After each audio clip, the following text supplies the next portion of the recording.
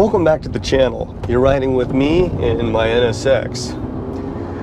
Ever since way back in 1991 when the NSX came out, it received huge accolades for everything, you know, technology, game changer, all aluminum construction, all of you know this. But one thing that always surfaced was lack of power. I also have to agree with it. It checked all the boxes everywhere. I mean, you know, the 3-liter naturally aspirated V6, VTEC, it was still great and made tremendous sound. But could it have used more power? Yes. Could all cars use more power? Probably. But here's the thing, as we fast forward to today, the NSX, it's basically become a collector's car for so many reasons, and mostly all you hear about it is it's appreciating in value, hard to come by. Originally, the NSX weighed in under 3,000 pounds dry. Now, that's a very important factor because calculating that into the horsepower also made a difference in how the car feels, and that's what's made this car so great. Unfortunately, in my car, because of various reasons, like I love the look, I don't think I come in anywhere near that. But since I have my new set of scales, it's definitely a good idea to find out. But just running through real quick what I've done, which would help or not help in my situation, is the prepreg carbon fiber hood definitely will save a bit of weight over the aluminum unit, not a whole lot. I love my Gruppe M body kit. It's done in prepreg carbon fiber and it is feather light. The problem with it is that it's still adding parts onto the car, so I'm sure it did add a little bit of weight. Then of course, in my particular case, to kind of rectify the deficit in horsepower, I supercharged it, which of course gave more power, but added more weight. And I upgraded the brakes, which also adds more weight, and a critical area where I should be losing weight. Now, in regards to the brakes, if there was ever a carbon ceramic option, I think I'd be the first person in line for that. Actually, and any of you know of any manufacturer that's doing that, please comment below and let me know, because that's something I would be greatly interested in. Then you go onto the wheels. Well, of course, I wanted my own signature wheels, but the reality is that they weigh more, and I've upsized, which the rubber weighs more. That's just a reality of life. Then also, I've gone to stainless steel headers by DC, which DC is no longer around, as well as a stainless steel exhaust. Now, how all of this will play into everything, not really sure. Another item that I just couldn't live without is the Gruppe M Lexan rear hatch with the duct. Not only lighter, but functional to help me with my cooling issue that came about when I removed the fan to make room for the supercharger. How did all of that affect the weight and the big picture? I don't know. But I do know that there's only one way to find out, and that is, let's put the NSX on scales.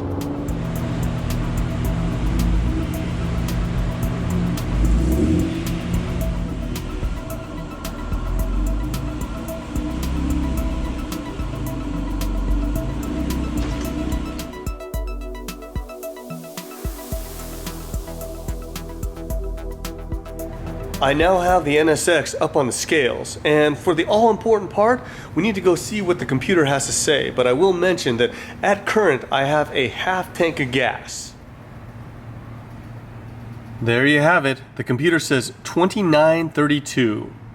There are very few moments in life when I'm actually happy to be wrong, but this would be one of them. I really did not think that my NSX would come in under 3,000 pounds, let alone 2932.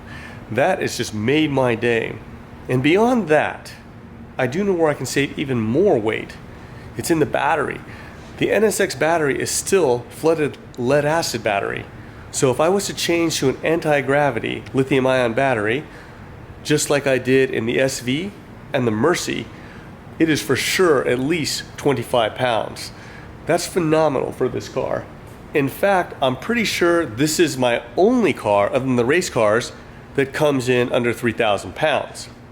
Now, it is also the car that it is the most important, because the NSX relies on being light and agile to give you that feel. It's part of the whole balance experience this car has. Weight is the enemy, but especially in this car like no other, because as we talked about, many feel it's underpowered. including myself. I have done some to rectify that, but I'm sure you guys will chime in with all the other things you have done to make it that much better. Some information, you can see there that the front weight distribution is 40.92% and 59.07 on the rear. Now, as far as power, all of you know originally the NSX made around 270 horsepower, naturally aspirated. I don't even remember what mine makes on the dyno because it's been over 20 years since I put it on the dyno. So since the dyno's up and running, of course, what's the best thing to do? Put it on the dyno. So let's run through top to bottom what I've done to increase power and see what happens. So we can go down and talk about all this stuff. Let's start with the intake. I used a Gruppe M intake, nothing super exciting there, I'm sure all of you know. Then beyond that, I went and changed to the Comptech supercharger, which of course is the main thing that created the power. And also, then I put on DC stainless steel headers. I did also remove my catalytic converters and put on a Comptech stainless steel exhaust. To me, it's lighter, optimizes power. I'm not completely sold on the exhaust tone, but a lot of you have been very nice to comment that you like it. So I think that's a great thing, right? And pretty much in the power department, that's what I've done. Now, as far as electronics, I did leave everything intact and used everything in the Comptech kit. Therefore, I would still pass smog. It is a major concern for me as I'm in California and we are on the road and they really crack down on that stuff. Now, if I really wanted to optimize everything, the key is going to an AEM ECU. And the reason why is being able to maximize the timing and the fuel. I mean, I'm using an FMU, which I don't know if you're all familiar with, but it's a Band-Aid, basically still using stock injectors. I put the super fuel pump in, so I didn't have to use the booster pump, which boosts the voltage to run the pump harder to get more fuel. But the FMU still is there to increase the fuel pressure to make sure the delivery is there to facilitate the increase in boost. Now, a lot of that stuff can disappear if you go to the AM ECU, and above everything, the key is being able to fine-tune the fuel and the timing, which really just isn't an option. Even now, there are things like acceleration enrichment that I really think this car could benefit from. Right there, when you hear that downshift, there's a slight delay from when I tip into the pedal from when it actually responds at the engine. So these are things that maybe at some point I'll fix up, I don't know. It's a 1991, so I'm hoping someday it is exempt from smog, but I don't know. California seems to be not the place to be to do these type of things. We'll see though.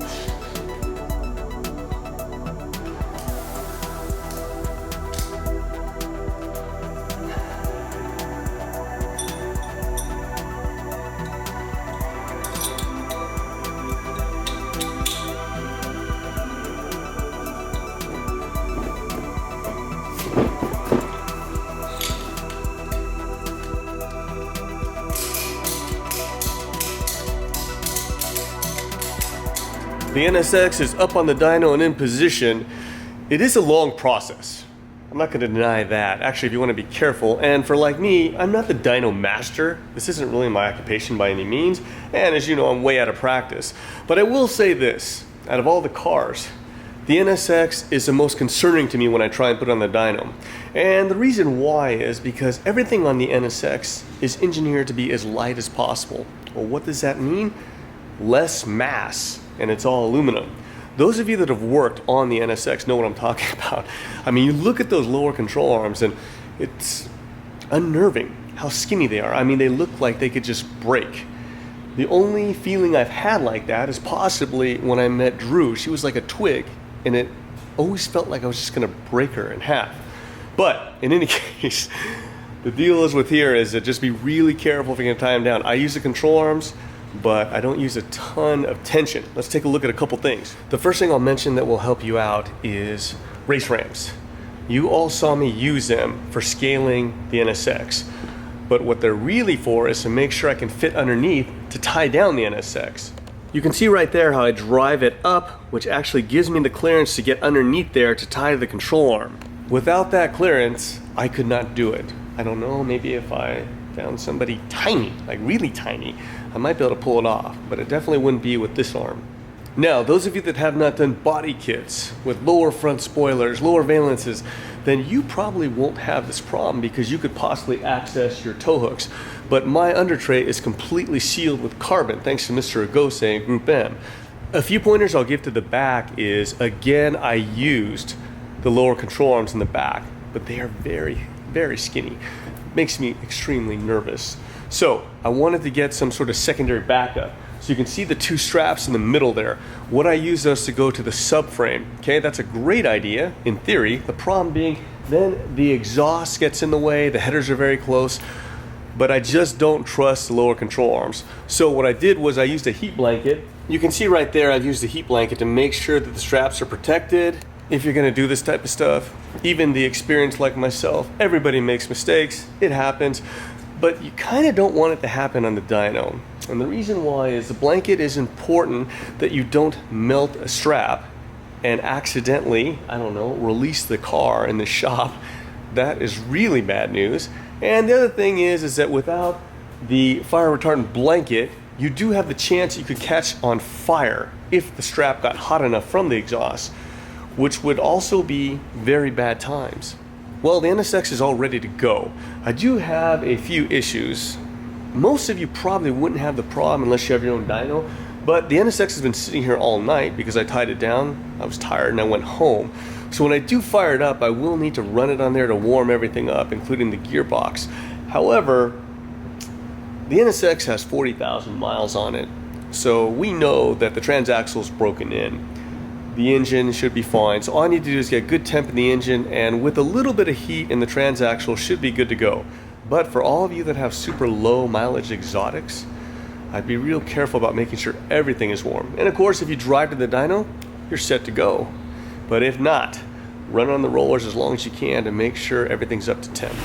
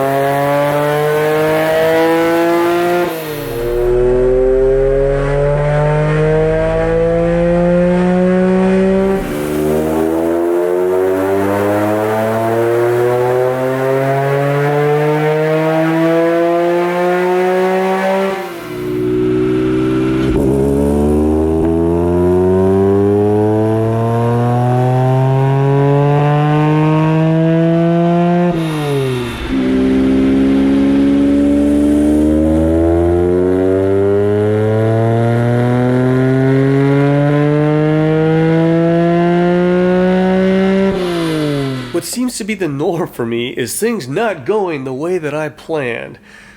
I don't know if some of you heard, but the NSX now is starting to misfire. This is a new development, but it's actually on the dyno. So it looked like I potentially have some coils and plugs to change in the future. But let's see how it did even with the misfire. As we look at the graph, even with the car misfiring, it was able to make 303. Not too bad. If memory serves me correct, the NSX used to make around 320 to the ground. Now obviously we're off of that, but as all of you know, even the slightest misfire affects the power output greatly. So to really know, I'd probably have to get everything fixed. Do I think it's in line with that? There's a good chance. All right, well, there you have it. The NSX survived the dyno. Now, in today's day and age, that's not a super great number, but we must remember that the NSX really only put out 270 at the engine when it was new. So to the ground, doing the 15% calculation, that's a pretty good deal. For those of you that do a lot of dyno work know that the dyno actually can even change day to day, and that's why we try and do all of our cars on the same day with the same conditions, so we know exactly what changes are making difference to the power. Now, after all that great information on the NSX, I will say a few things. One is that the car can hold its own as far as drivability, having a good time, looks. In fact, I don't think any car on the planet has aged so well. That's of course my opinion. Comment below if you object. But what I will say is, if you want to go crazy, my advice to you would be buy a different car. If you have one of these, I would not be pushing it to the outer limits. And I'll tell you why. Availability. You just can't get parts. I just hear it time and time again. And if you're looking at possibly getting one of these, I would definitely make that a huge consideration. And we must not forget that it does need the timing belt change. It's kind of interesting. A lot of people will ask me that question. I tell them I love the car. I'll never sell my car. But inevitably, I don't know, in 5 years or so, I'm gonna have to do another timing belt change. And if anything happens to this thing, getting it repaired, not mission impossible, but definitely mission very difficult. A lot of my friends are having problems finding body parts. They're buying them off used cars. I mean, this is something that people that restore cars are used to, but people like us like to just have everything fixed like that and up and running. I'm not so sure that sitting around for like a year trying to find parts would be appealing to you. But again, the feel is great. Well, my friends, that's all I have for you as far as dyno numbers and how much this thing weighs. It does still have a very good weight to power ratio, still is a blast to drive. Again, just always proceed with caution. Other than that, I'm gonna enjoy my day in the NSX. Hope all of you have a great weekend.